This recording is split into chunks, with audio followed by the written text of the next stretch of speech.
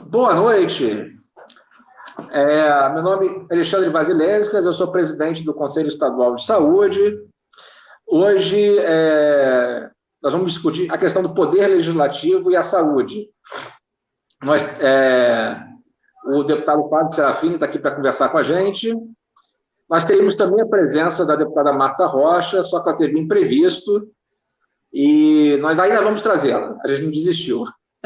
Mas por hoje vamos ficar só comigo e com o Flávio. Eu posso chamar você de Flávio, né? Ver claro. Agora de excelência. Não. Flávio, assim, o Estado está vivenciando uma questão complicada, que todos nós sabemos. Além da questão da pandemia em si, que já seria um elemento importante, né? Há a questão dos escândalos de corrupção que se somaram à tragédia da pandemia. E a Alerj vem tendo um protagonismo importante com relação a isso, inclusive como uma espécie de sintoma da fragilidade do executivo estadual, né? Não é qualquer coisa o cara ter um pedido de impeachment aprovado quase por unanimidade no plenário, assim. O que você pode comentar dessa conjuntura para a gente? Assim? Bom, o Rio de Janeiro, dentro de uma crise muito grave no mundo, mas em especial no Brasil, o Rio de Janeiro vive a sua crise particular, né? Acho que é um momento muito difícil. Eu brinco que, quando eu me elegi deputado, eu imaginava um Estado funcionando e a gente lutando, mesmo na oposição, para redirecionar o caminho das políticas públicas. Já é meu segundo mandato, que é um estado de crise permanente, tão grave, né, que a nossa luta é para tentar ajudar o Estado a ficar em pé, mesmo na oposição, porque o momento que a gente vive de novo é muito grave. Né? Mas, assim, a crise no Brasil ela tem uma especificidade, que é a ausência de uma política federal organizada para o enfrentamento à pandemia. O governo Bolsonaro se prende a pautas para agitar a base social dele, ora pautas que não cumprem nenhum papel absolutamente construtivo para o enfrentamento à pandemia. Acho que dois aspectos importantes. O principal deles é o boicote que ele fez desde o início à política de distanciamento social. A gente vive uma pandemia, né, de uma doença que não tem vacina e que não tem tratamento farmacológico eficaz. Então, o distanciamento social é a única forma que a gente tem ainda hoje de evitar a proliferação maior da doença. E o presidente da República, desde o início da necessidade do distanciamento, ele tem boicotado, o que se transformou contraproducente em qualquer cenário. Porque se a gente tivesse conseguido fazer um distanciamento social efetivo no Brasil em algum tempo, a gente não teria simplesmente diminuído a intensidade da curva como acabou acontecendo. A gente teria diminuído os focos de proliferação do contágio e, com isso, as projeções de casos seriam muito menores do que as que a gente já viveu, que a gente ainda vai viver. A gente não conseguiu conter a proliferação do vírus numa potência muito grande. Isso não é um detalhe, né? Nesse primeiro momento, o Estado do Rio de Janeiro conseguiu acertar a sua agenda. Primeiro momento da pandemia, o Rio de Janeiro adota o distanciamento social e adota uma agenda de construção de retaguarda de leitos, de ampliação de leitos em UTI, nos hospitais estaduais funcionando.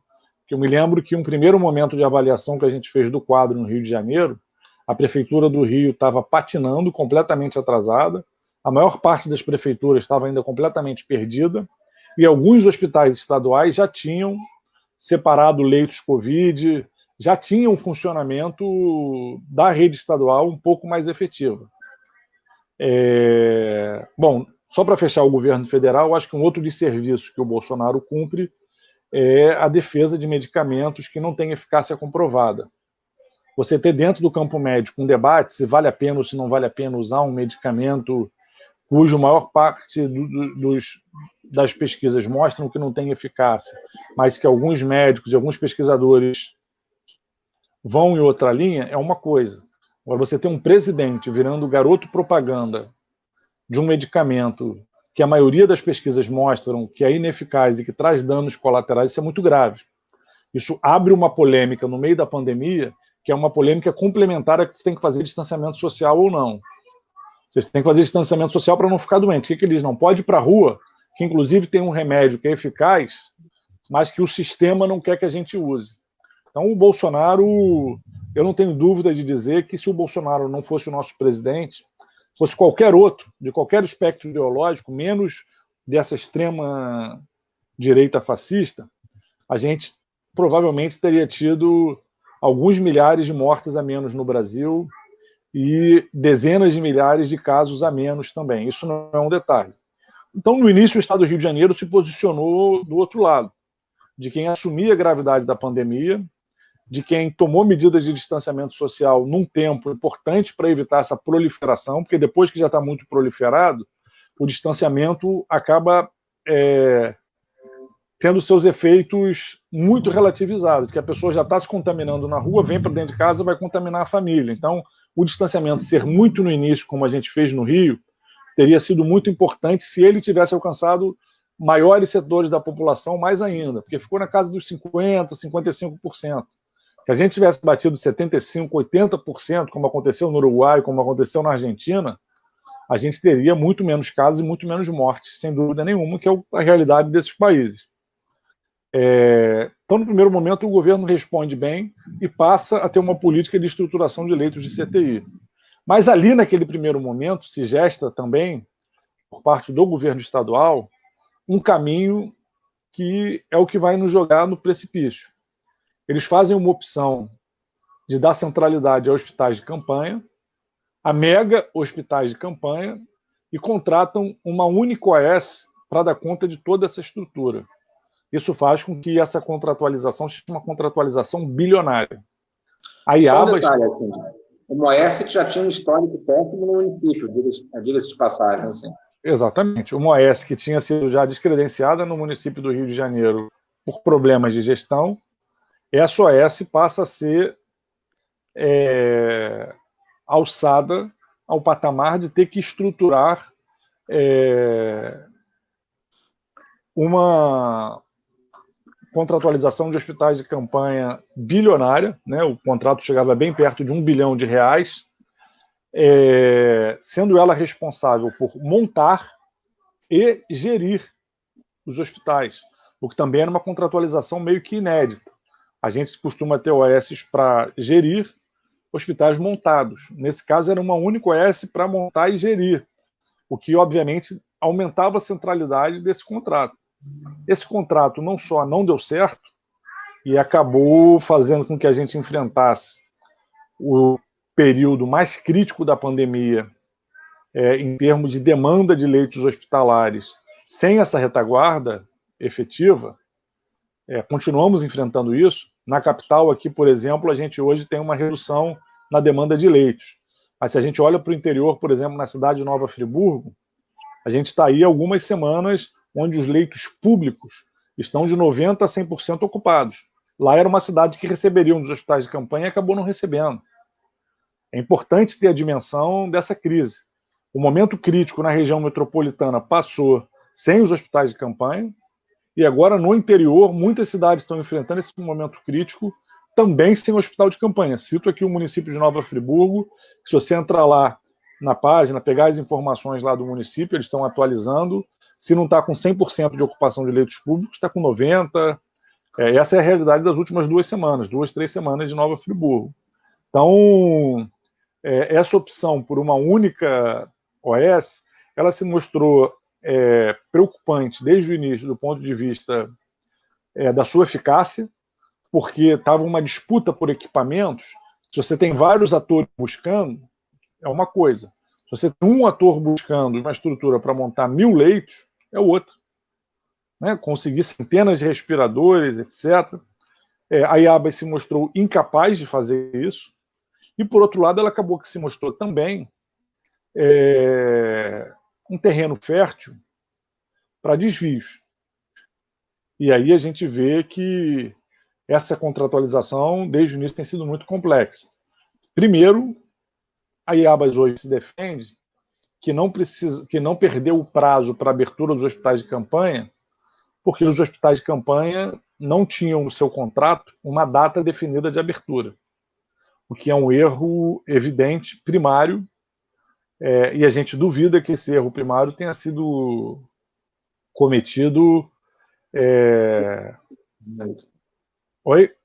Por incompetência. Né? Por incompetência. É difícil acreditar, porque é uma doença que nos outros países a gente já tinha visto que gerava um pico e depois descendente, então você tinha um timing para criar essa retaguarda de leitos, isso não estava no contrato. Então o Estado fez um contrato onde ele assumiu uma banana que poderia lhe dar um prejuízo bilionário. E, por outro lado, o Estado também foi aceitando compras inadequadas, como, por exemplo, no caso de uma parcela dos respiradores, superfaturadas, sob a argumentação de que havia uma saturação do mercado para o acesso a esses equipamentos. Ou seja, tudo que podia dar errado, passou a dar errado. Isso fez vir à tona uma série de outros processos, como, por exemplo, o da empresa Unir, que não chegou a ter nenhum novo contrato nesse cenário, mas está vinculado a isso tudo. O Witzel restituiu a possibilidade da Unir ter contratos com o Estado, ela tem contratos na ciência e tecnologia, tem contrato em outras áreas, né? O empresário Mário Peixoto. Então, o que a gente começou a assistir é que, por um lado, a IABAS, por outro, a Unir, eram caminhos que mostravam que o governo Witzel estava estabelecendo uma relação com as OS, com essa terceirização de serviços, marcada por desvios. Né? Isso faz com que comecem a brotar vários problemas e que o Estado do Rio de Janeiro comece a deixar-se expor a sua incapacidade de combate ao coronavírus. Então, hoje a gente tem no Brasil e no Rio de Janeiro um governo federal boicotando boa parte das iniciativas de combate ao coronavírus e no Rio de Janeiro um governo estadual que fracassou nas medidas de combate à pandemia, se viu mergulhado em denúncias de corrupção e agora tem como agenda principal não o combate ao coronavírus, mas tem como agenda principal a sua própria tentativa de ficar de pé. Isso é muito grave, e o parlamento tem tentado ocupar uma parte desse lugar. Né? E aí a gente pode até falar um pouco mais, mas se eu vi que você ia fazer alguma observação, pode falar. Não, tem uma coisa particularmente perversa nesse processo todo que tem chegado ao Conselho, é a situação dos trabalhadores de saúde, assim, porque a gente tem vários trabalhadores que estão há meses sem receber e com uma argumentação particularmente canalha. A OS fala que, assim, que não vai pagar porque não recebeu, e o governo do Estado fala que não pode repassar o dinheiro porque a obrigatoriedade com RH é da organização social. Assim, né? Então, enquanto isso, você tem trabalhadores que ficaram na linha de frente, estão na linha de frente da epidemia, médicos, enfermeiros, psicólogos, fisioterapeutas, sem receber, sem poder pagar conta, né, tal, e altamente expostos à epidemia. E eu acho que isso deixa claro uma coisa que eu acho importante se colocar, que embora seja importante a denúncia e a responsabilização judicial e policial dos envolvidos, é preciso colocar que esse modelo de organização social é altamente fértil para esse tipo de coisa. Assim. A gente recebia denúncia de quarteirização de recursos humanos, ou seja, fica um emaranhado de relações precarizadas de trabalho, assim, que fica difícil até saber de quem você tem que cobrar para o camarada receber pelo trabalho dele. Assim. Não, isso é um elemento central dessa crise. Né? É esse modelo de contratação via OS. Né? Eu defendo, né, que a gente tem que ter um serviço público estruturado com servidores públicos, concursados. Acho que esse é um debate necessário, especialmente na educação e na saúde, onde a gente tem a necessidade de recursos humanos num patamar que a lei de responsabilidade fiscal inibe. Esse é um debate que tem que ser feito na sociedade brasileira. Temos que rever esse ponto da lei de responsabilidade fiscal para o que diz respeito, né, especialmente a gastos com educação e saúde, que são áreas que demandam recursos humanos, né, num patamar elevado. E as contratações emergenciais, elas podem ser feitas de diversas formas, inclusive pela Fundação Estadual de Saúde. As OSs são um modelo que chegou para acabar com os marcos que a Constituição de 88 tinha estruturado de consolidação da saúde pública, do Sistema Único de Saúde e do próprio serviço público. Porque a OS ela acaba com o princípio da impessoalidade, você não precisa mais de concurso público para trabalhar no serviço público, né? Você passa a ter aí as OS contratando quem quer. Uma característica das OS, por exemplo, é que como elas são em tese sem fins lucrativos, os seus gestores, para ganhar, fazem altas remunerações para o seu corpo dirigente e colocam a família como diretores. Aí é a esposa, a filha, todo mundo diretor, cada um com um salário altíssimo, 20, 25 mil reais, e aí ao invés da OS mostrar, olha, estamos tirando aqui 150, 200 mil de lucro por mês, esse lucro é transformado no pagamento do seu corpo diretor. Então isso já é uma deturpação do que está previsto na Constituição de 88 em termos de impessoalidade no serviço público, porque isso se reverbera até o final. Tanto nos municípios quanto no Estado, a gente tem o caso de vários parlamentares que ficam indicando amigos, parentes, para serem contratados pelas OS. Isso dá para as OS uma blindagem. Aí o cara da OS passa a superfaturar remédio, passa a prestar maus serviços, o governante está comprometido com ele, porque o cara está prestando mau serviço, mas está lá.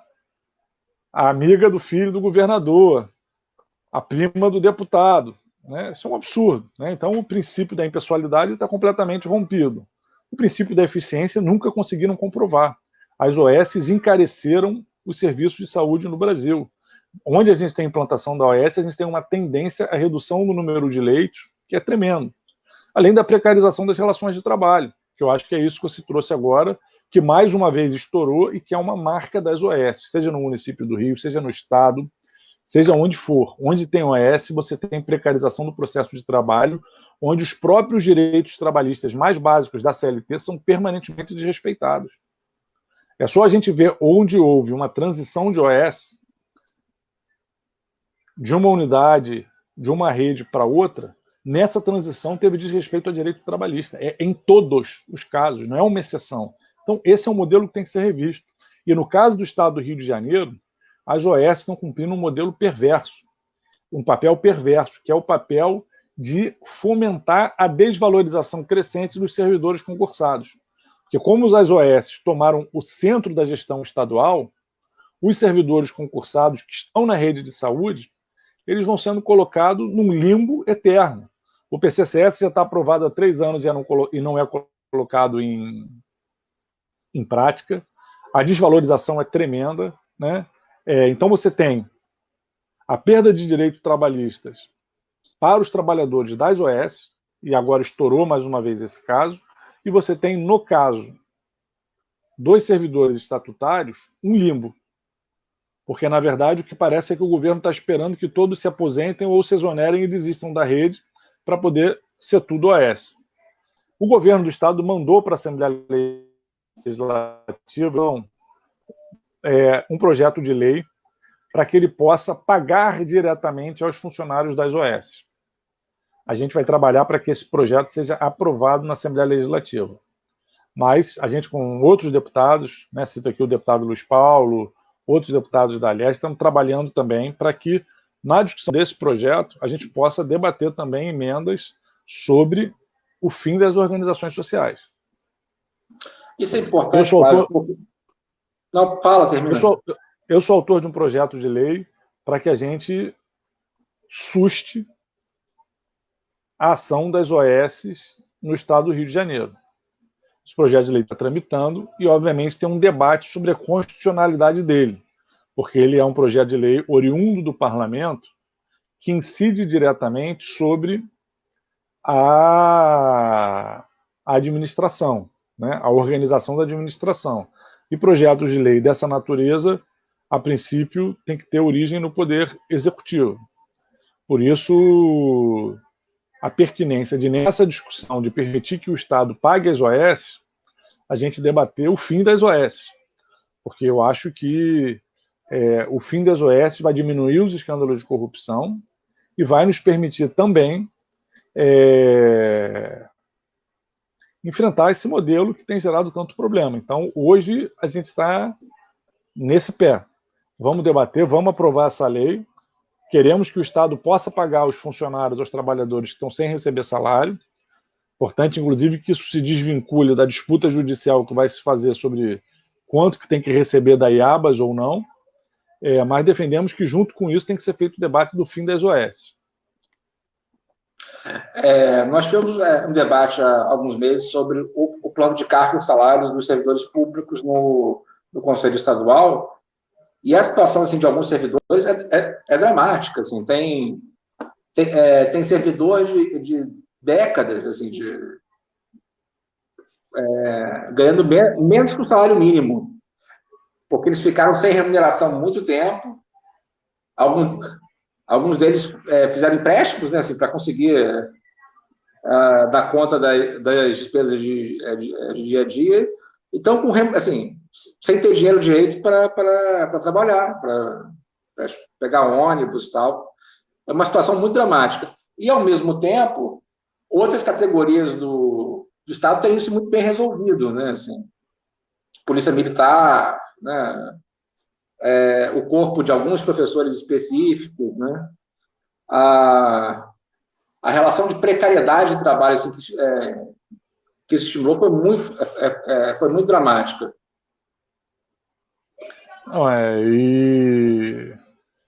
E a gente vive essa contradição, né? Mas por que é possível fazer isso com os profissionais da saúde?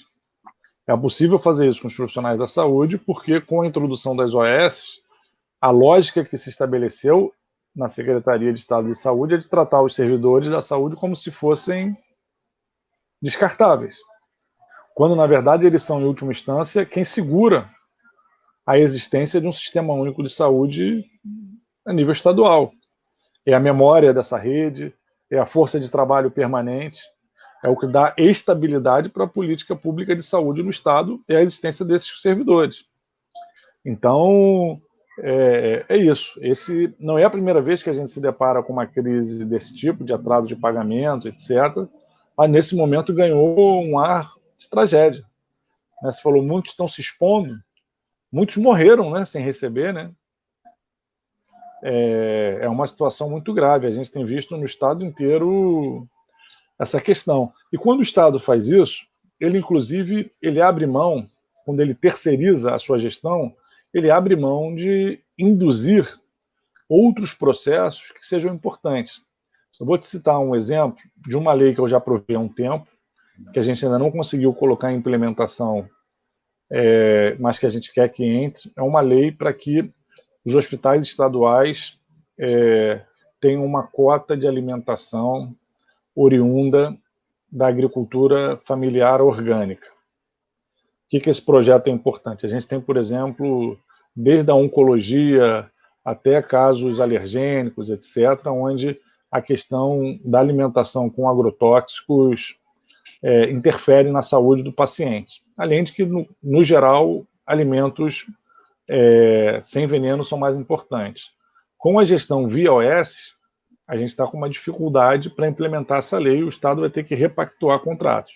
Isso é importante para a saúde dos pacientes e é importante para a economia do Estado. Porque o Estado do Rio de Janeiro ele vive uma crise permanente que é a sua dependência crescente do petróleo.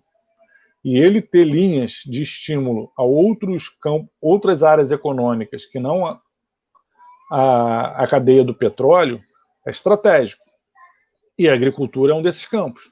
Se o Estado do Rio de Janeiro não tem uma vocação para grande produção rural, ele tem uma vocação histórica para a agricultura familiar, que está sendo constantemente asfixiada.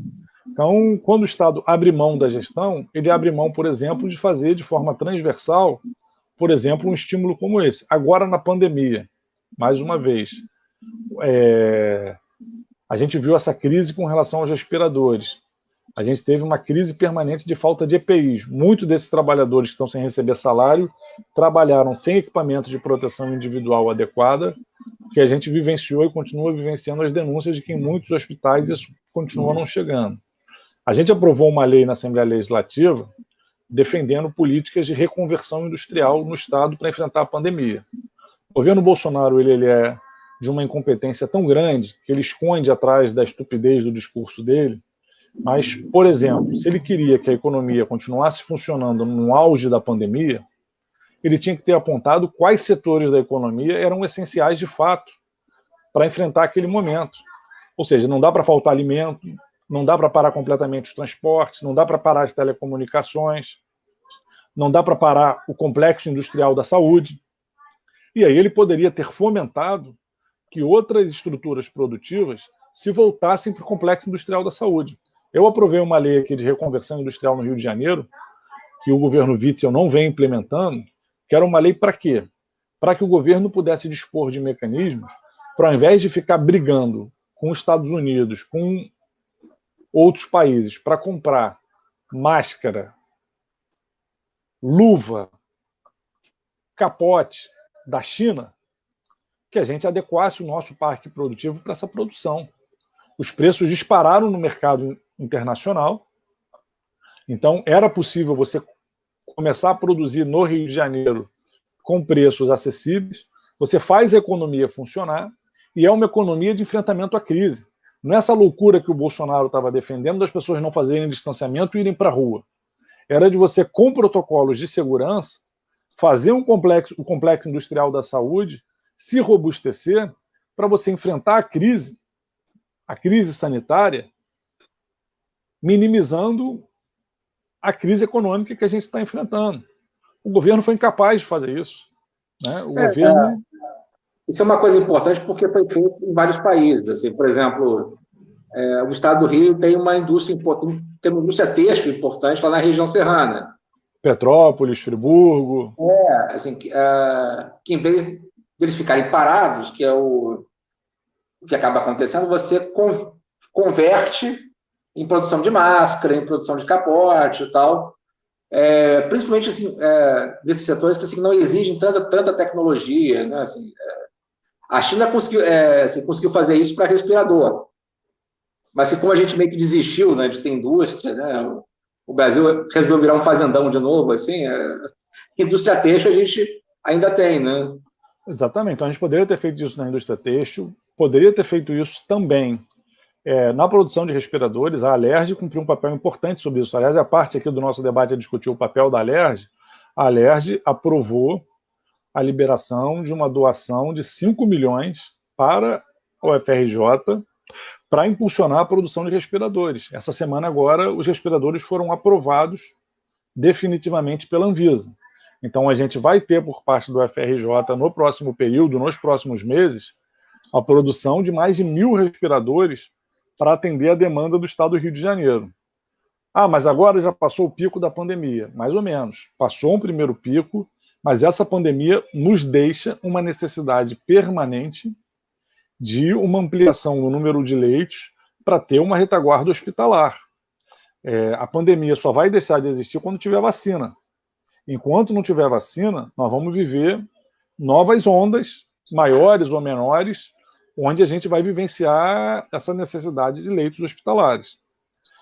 O distanciamento social ter sido num patamar menor do que deveria foi perverso, porque a gente perdeu muitas vidas que poderiam não ter sido, né, perdidas, mas ele não significa que agora já morreu quem tinha que morrer, já pegou quem tinha que pegar. Não. A avaliação internacional que se faz é que o nível de soroprevalência, ou seja, de pessoas que já foram infectadas, no geral, dizem que é abaixo de 10%. Se você considerar que isso está além é abaixo de 20%. Então, em média, 80% da população ainda pode se contaminar, né? Isso no Brasil é um pouco mais difícil de mensurar, porque a gente teve uma política de testagem muito deficiente. Mas tem algumas pesquisas que têm sendo feitas que têm mostrado, olha, a soroprevalência cresceu, mas esse crescimento é no patamar dos 20%, 25%, não tem 40%, 50%, 60% da população já com anticorpos em nenhum lugar. Então, o risco da doença voltar é permanente. Então, essa infraestrutura hospitalar ela tem que ser robustecida. Volto ao exemplo de Friburgo, né? Já que eu citei que faltou leito em Friburgo, você citou lá a vocação, né, da indústria têxtil, que está muito presente em Friburgo e em Petrópolis. Cito o exemplo de Friburgo. Friburgo, que nesse momento está com 100% dos seus leitos ocupados, é importante de forma permanente que tenha uma ampliação dos seus leitos para ter uma capacidade de enfrentar novas ondas, né? Então, isso se repete em vários municípios do estado. Não, isso é uma coisa importante, assim, porque como a população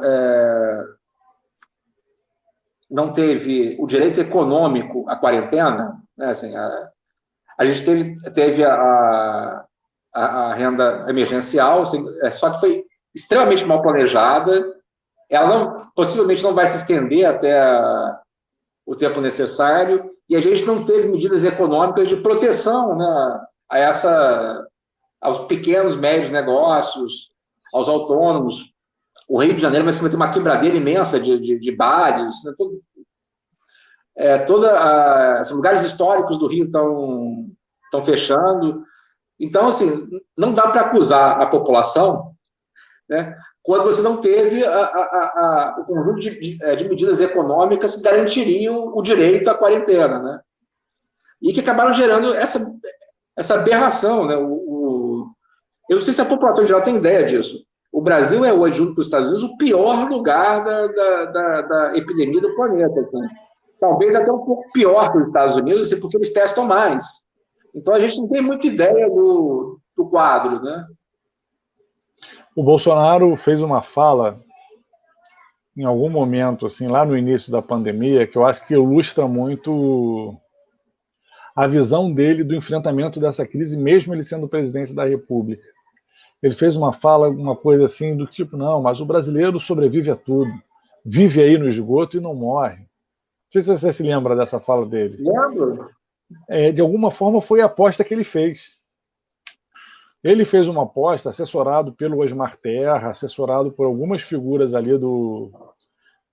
dessa extrema-direita, de que dava para levar a pandemia no bigode, de que a coisa ia ser, mas que não ia ser tanto assim. Isso depois de, na Itália, a gente vivenciar aquele drama, na França, na Espanha, né, é aquela coisa assim, né, errar é humano, mas persistir no erro, né, não dá, né. O cachorro aprende, meteu a faca, meteu a pata no ferro, o ferro está quente, queimou, não mete a pata no ferro de novo. Os outros países tiveram dezenas de milhares de mortos, não conseguiram controlar a pandemia. A gente aqui não vai tomar as medidas necessárias, né? Bolsonaro se tornou, na verdade, hoje, o último governante no mundo a manter o discurso de boicote ao isolamento social. Né, na Inglaterra, depois que o primeiro-ministro se infecta, ele é obrigado a rever a política, mas o tempo que a Inglaterra negou a gravidade fez com que ela se agravasse muito, e a Inglaterra se tornou um dos piores países no mundo por isso. Nos Estados Unidos, o Trump adota uma linha mais ambígua, ora ele nega, ora ele assimila.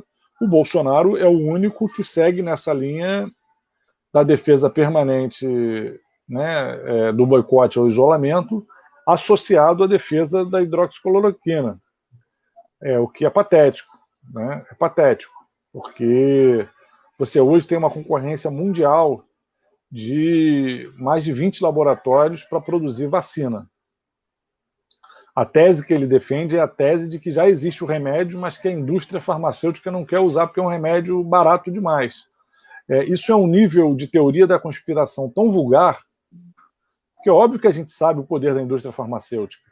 A gente tem denunciado o poder da indústria farmacêutica permanentemente, a necessidade de se enfrentar os problemas da patente, etc. Mas isso é completamente diferente de você, no meio de uma situação dessa, afirmar que o remédio é a hidroxicloroquina, quando a gente tem várias pesquisas de diversos grupos diferentes, em diversos países do mundo inteiro, que têm mostrado que ela não apresenta resultados efetivos. Lá no grupo, né, entre os deputados, agora tem um grupo de WhatsApp muito usado por conta da pandemia, né, menos encontros presenciais.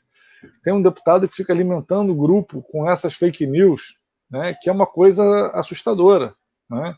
Essa semana mandaram lá um artigo sul-coreano em inglês que mostrava que fizeram um levantamento na Coreia do Sul em que mostrava que o nível de contágio dentro do ambiente familiar é um nível de mais alto risco do que na rua. Mas isso é evidente, todo mundo sabe desde o início. Por isso que você tem que fazer o isolamento social antes das pessoas se infectarem. Porque depois a pessoa está infectada, ela volta para casa e traz.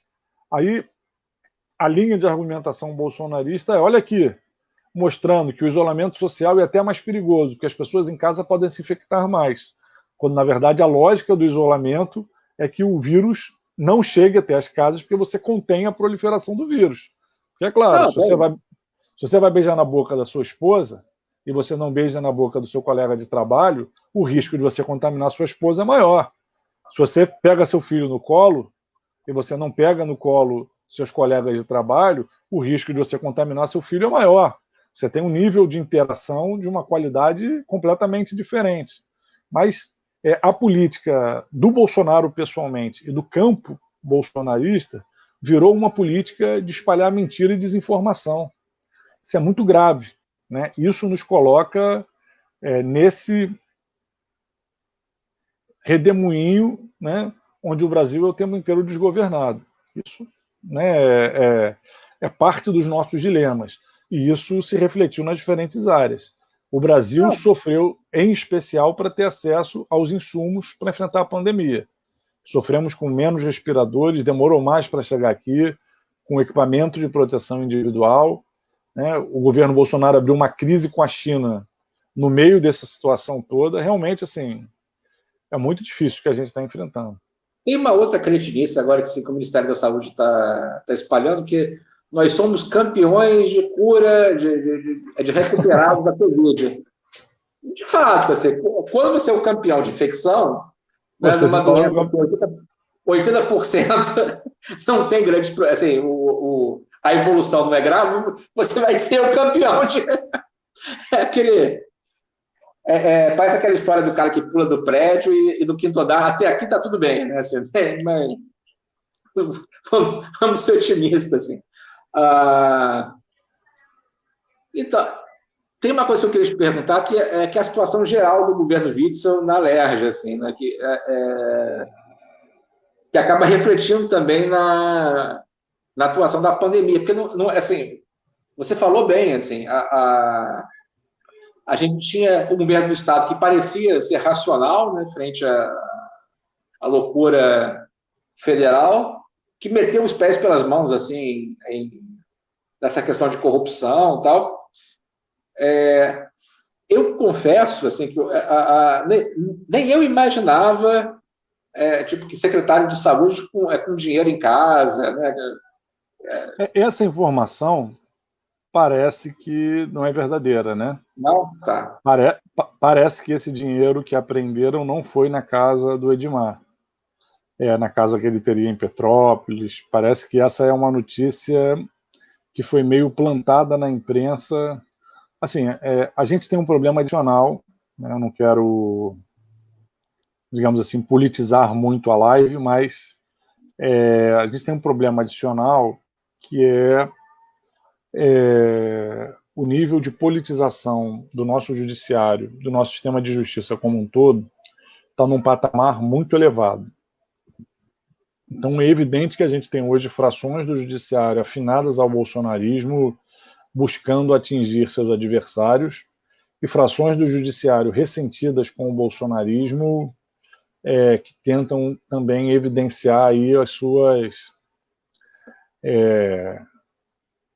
seus esquemas, principalmente envolvendo a família do Bolsonaro.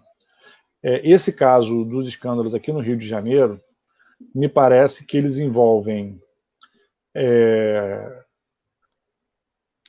ao mesmo tempo, denúncias de corrupção consistentes, com fundos consistentes, tanto que a gente apresentou um pedido de impeachment sobre isso, com também uma atuação de frações do judiciário um pouco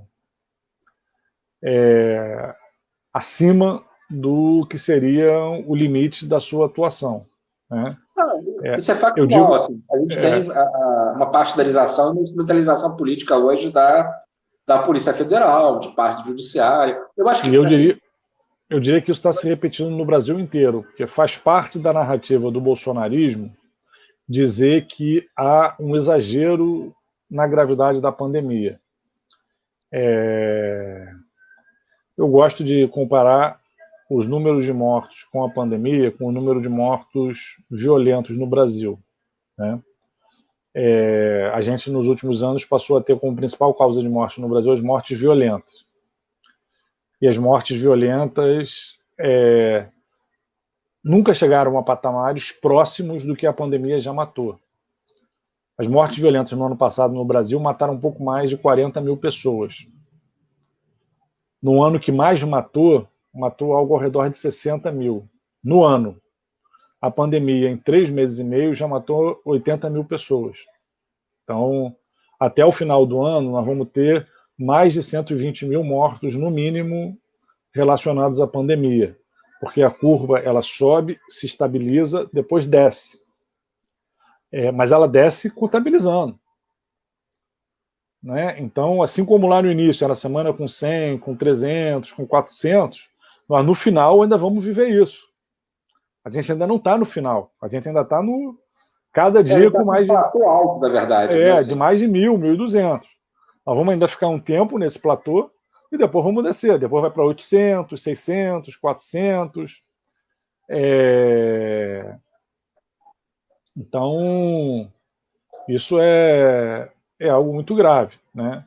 Então nós vamos ter no mínimo 120 mil mortes, nós vamos ter no mínimo o dobro de mortes do que o ano que mais teve mortes violentas no Brasil. Então, ela é indiscutível, a gravidade dessa pandemia no mundo inteiro. Só que faz parte da retórica bolsonarista minimizar essa gravidade. E aí eles dizem que tem uma histeria da imprensa e dos governadores e que essa histeria teria como um dos objetivos fomentar escândalos de corrupção.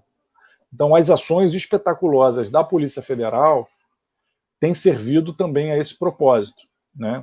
A gente tem casos de compras de respiradores que são feitos em uma semana e 3 semanas depois o gestor está sendo preso por superfaturamento ou por comprar um equipamento que não seria o mais adequado. É uma rapidez na acusação que é uma rapidez que se traveste de agilidade no combate à corrupção, mas que me parece também está, na verdade, escondendo uma forma de estado de exceção de agir. Né? Esse é um elemento importante que eu acho que também faz parte desse cenário. No caso do Witzel, você tem as digitais dele espalhadas por muitos lugares. Por exemplo, o fato da esposa dele ser uma advogada com pouco tempo de formação e com uma trajetória muito limitada de casos jurídicos defendidos e ter um contrato com uma empresa que é uma grande contratada do Estado é muito grave. A gente já viu esse filme com a esposa do Cabral, que fez isso de uma forma muito mais refinada, com um grande escritório servindo de caminho para a lavagem de dinheiro. No caso da esposa do governo Witzel, isso aparece de uma forma mais vulgar.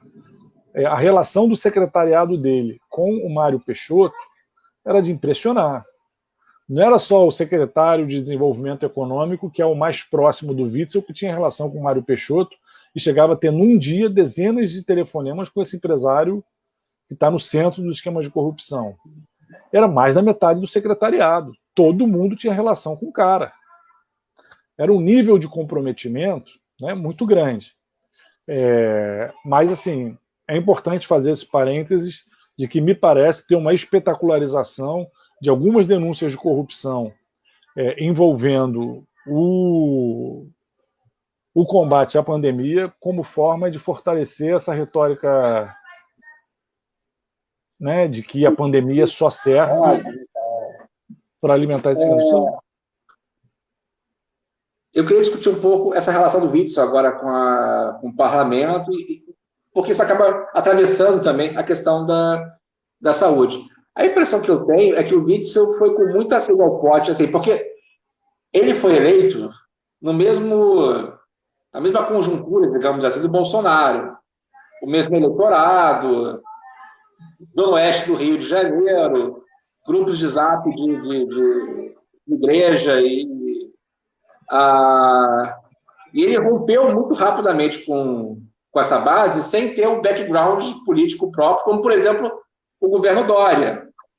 O Dória não está tão enrolado porque ele parece assim, que o PSDB em São Paulo tem uma base política própria muito mais sólida que o Witzel tem aqui no Rio de Janeiro, né? E isso explica também por que se dissolve tão rápido, né? Assim, ele perde o apoio da extrema-direita, a esquerda nunca vai se aproximar deles e tal. O governo Witzel me fez votar no Eduardo Paes, assim, que era uma coisa que eu nunca tinha imaginado. Assim. A esquerda não se aproxima dele, ele perde o apoio ele fica solto no ar, né? Assim, e com um monte de esqueleto no armário, né? Assim. O Witzel, ele é uma figura, tem algumas características muito peculiares, né? Ele é uma figura que veio do judiciário, se exonerou do judiciário, tinha uma convicção de que se elegeria governador e acabou se elegendo. Eu acho que isso construiu nele uma ideia de que ele tinha algum tipo de predestinação. E isso alimentou nele uma certa soberba que fez com que ele se lançasse pré-candidato a presidente antes de ter um ano de governo e antes de ter uma base social sólida e antes de ter o que mostrar enquanto governador.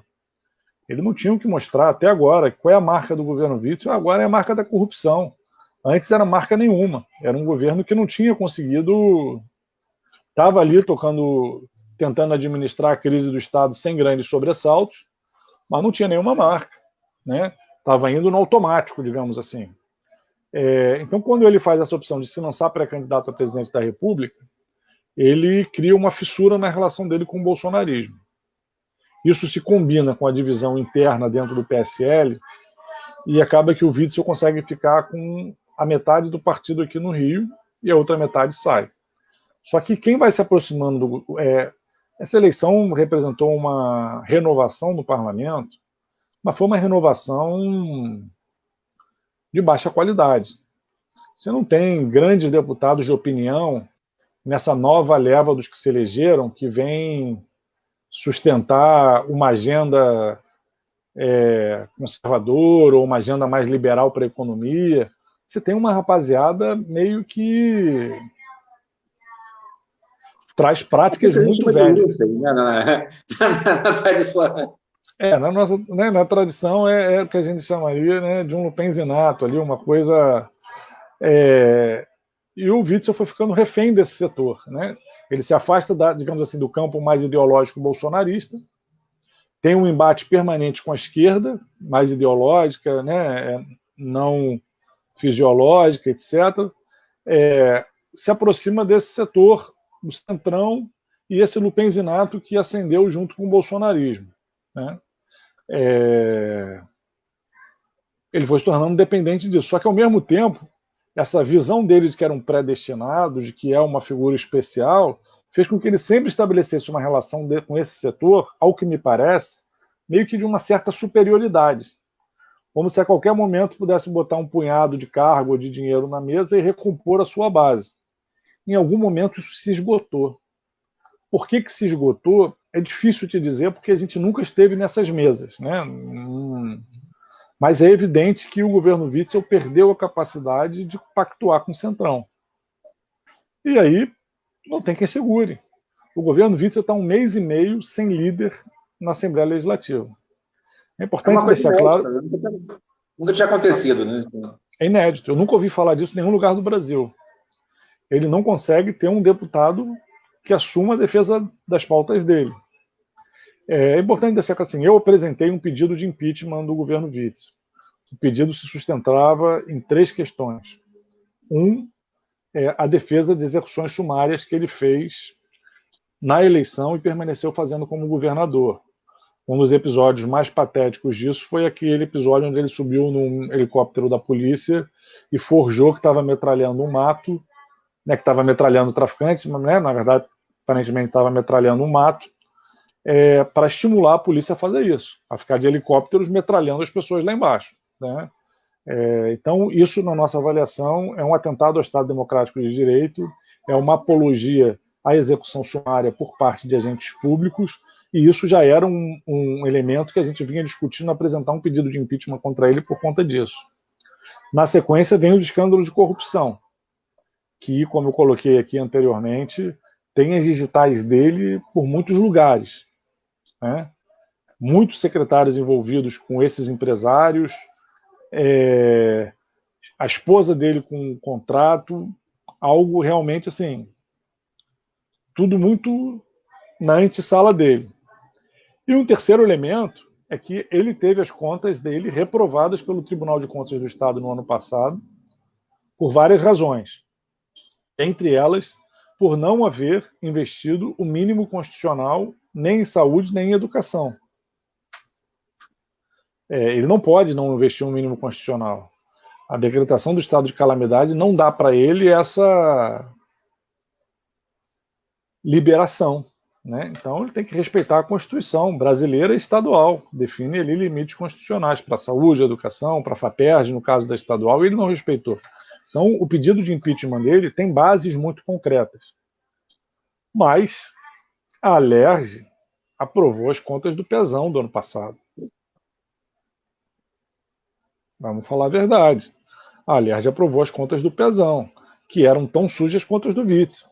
Eu pedi o impeachment do Witzel baseado nisso, porque eu também pedi o impeachment do Pezão baseado nisso, porque eu entendo que isso é algo muito grave que deve interromper o mandato de um governador. Ele não investiu mínimos constitucionais em áreas essenciais.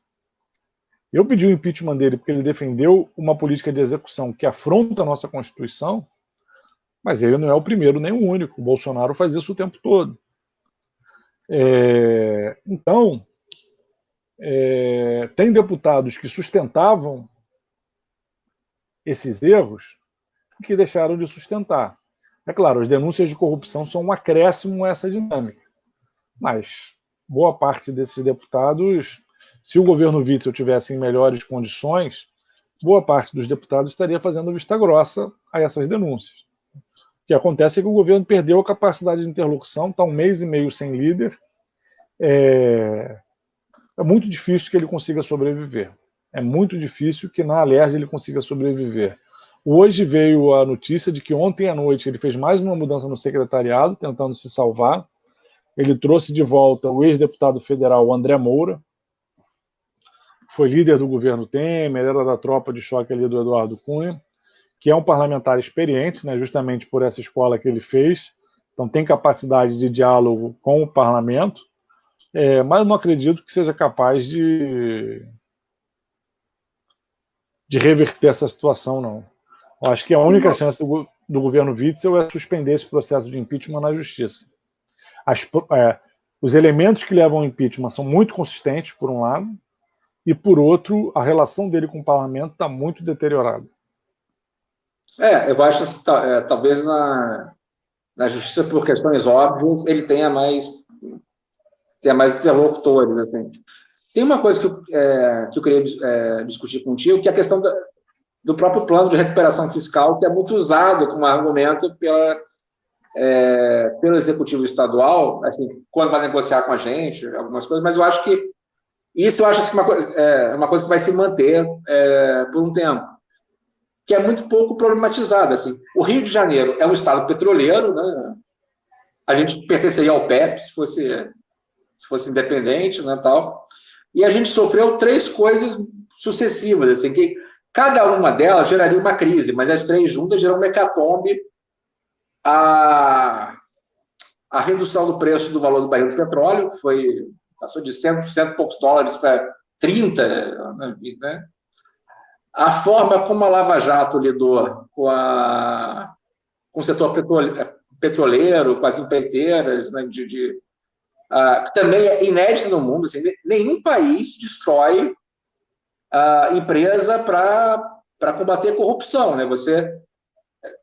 Sei lá, há poucos anos atrás, a Samsung o diretor da Samsung foi preso, só que você não destruiu a empresa, você pune o CPF e mantém a empresa, que é visto como um ativo importante. Né? A Lava Jato teve um elemento de destruição do parque industrial que atingiu o Rio de Janeiro em cheio pela importância que a gente tinha aqui. E o outro foi a política do Cabral de ficar desonerando a empresa em troca do que a gente sabe o que é. Né? A política, as 3 coisas juntas, gerou uma situação de fragilidade fiscal do Rio de Janeiro única. Assim. E a forma que o governo Temer teve de resolver isso foi impor ad voto, assim, porque esses planos ultraliberais, eles não são populares. Assim. Eu costumo dizer que mesmo um eleitor do Bolsonaro, se você perguntar se ele gosta de saúde pública, se ele quer ter escola boa, né? Ele diz, não quero, né? Assim, tipo, a média da população, nas pautas econômicas, ainda é muito mais progressista que a média do legislativo e tal. E se impõe ao Rio de Janeiro um modelo de arroxo fiscal, assim, que sabidamente não funciona, né? Assim, que obriga o Estado a ficar numa situação de patinação econômica. Eu não sei se essa palavra existe, mas ficar patinando economicamente por conta disso, né? O Rio de Janeiro tem que encontrar um caminho do seu desenvolvimento. Ele vem se desindustrializando de uma forma muito brutal. Ele tem uma dependência estruturante da cadeia do petróleo. Ele está muito suscetível à crise e agora alcançou um patamar de endividamento que se tornou um problemão. Há 3 anos atrás, a nossa relação dívida, receita corrente líquida era 160%. Agora é 260%. Ou seja, é quase o que a gente arrecada 3 anos só de dívida.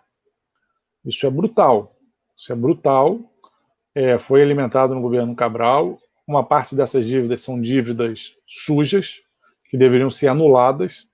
Cito o exemplo, eu estou presidindo a CPI do Rio Previdência. Uma parte dessa dívida, cerca de 20 bilhões, é uma dívida contraída diretamente pelo Rio Previdência, numa operação de antecipação de receita de royalties e participações especiais de petróleo, que é uma operação eivada de legalidades, a gente não tem dúvida, o relatório vai ser muito duro, indiciando, né, propondo o indiciamento de vários gestores.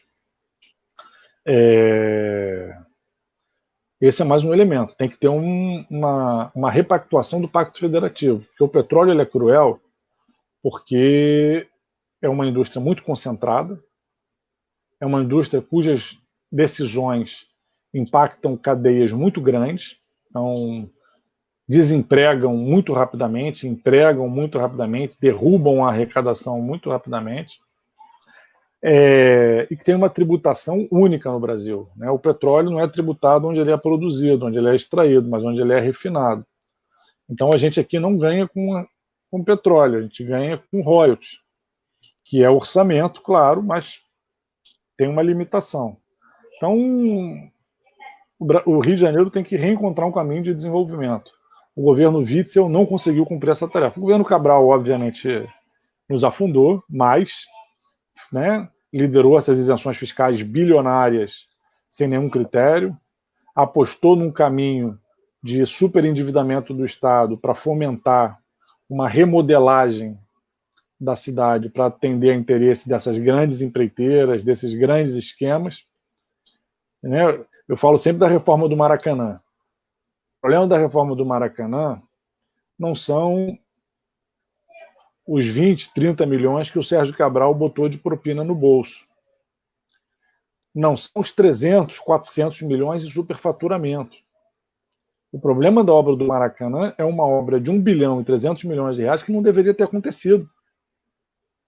A corrupção daquela obra é a própria concepção. É você fazer uma obra daquela absolutamente desnecessária. Né?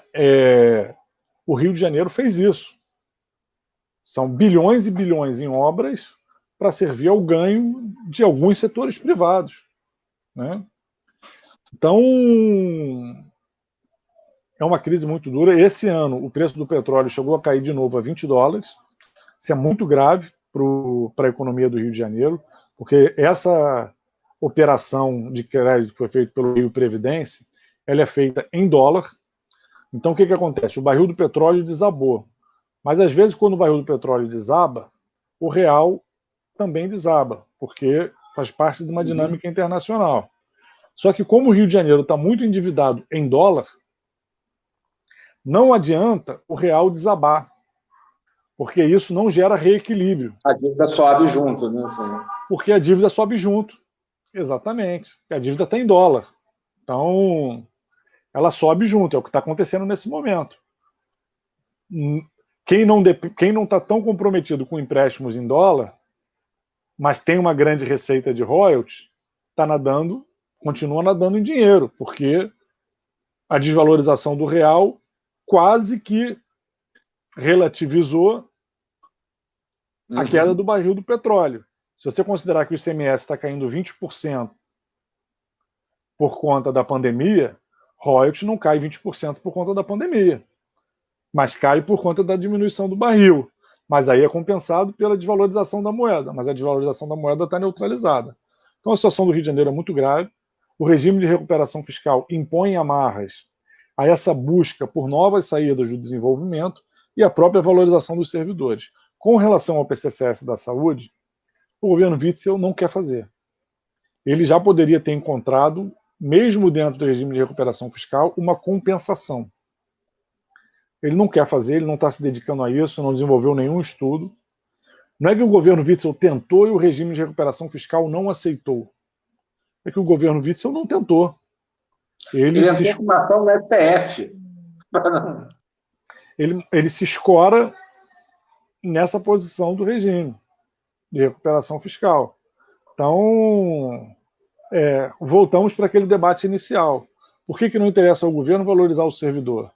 Porque o governo continua partilhando do projeto que considera o servidor público descartável, porque entende que o modelo vai ser um modelo de OS, inclusive para poder fazer esses esquemas todos que tem feito. A gente tem que enfrentar o debate das OS, que ele tem que ser feito em conjunto com o debate do regime de recuperação fiscal, de pontos da lei de responsabilidade fiscal que tem que ser revistos. Esse limite orçamentário para gastos em saúde e educação induz a terceirização. Né? A lei de responsabilidade fiscal ela é um marco no Estado brasileiro, porque ela induz a terceirização de serviços públicos, e a gente tem que fazer esse conjunto de debate.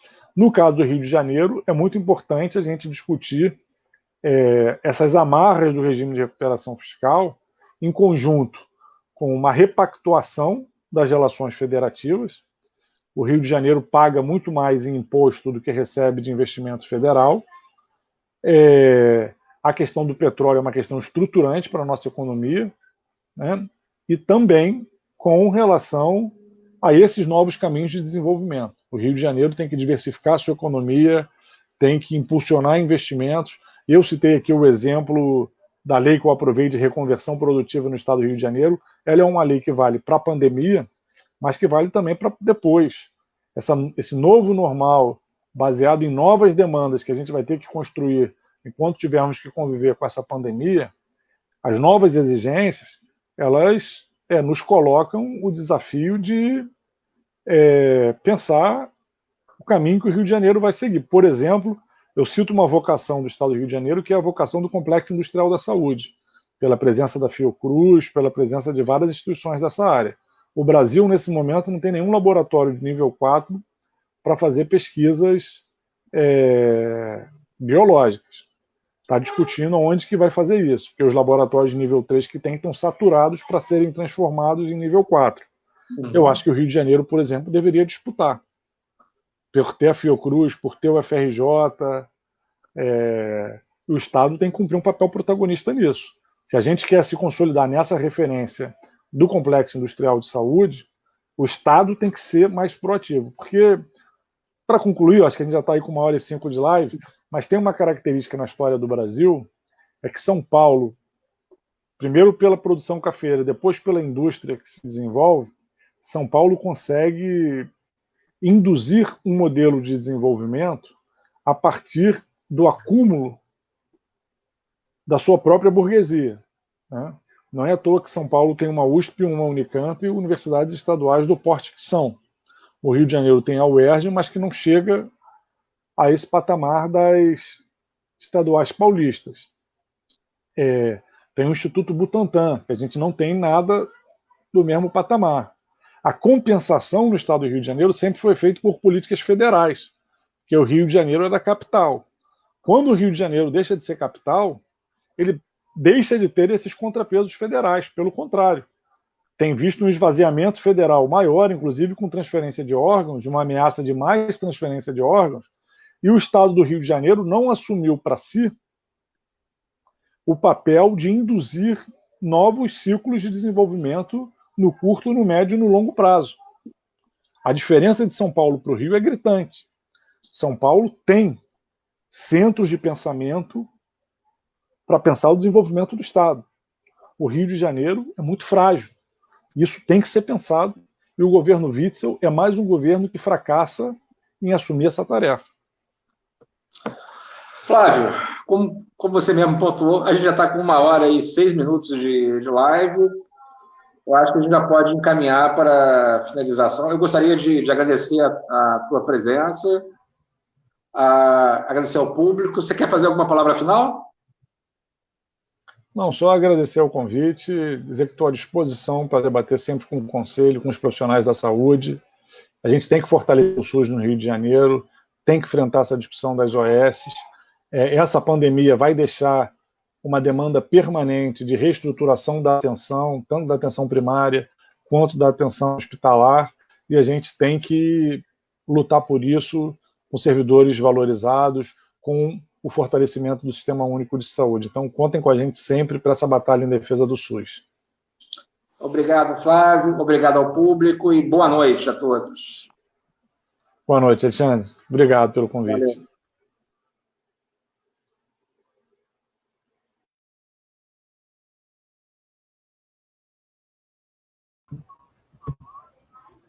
Obrigado, Flávio. Obrigado.